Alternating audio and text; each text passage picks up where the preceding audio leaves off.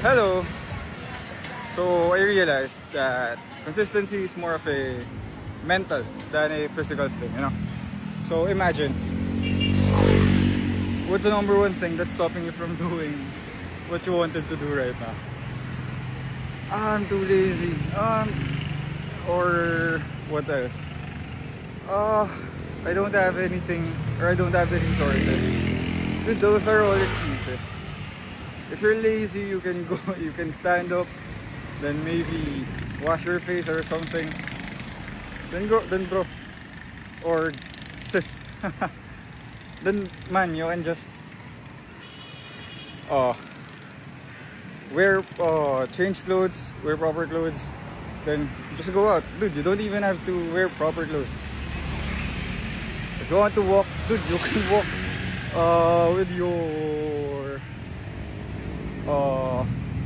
your current clothes, you know. So it's all an excuse, it's all in the mind. You can do it. See you tomorrow.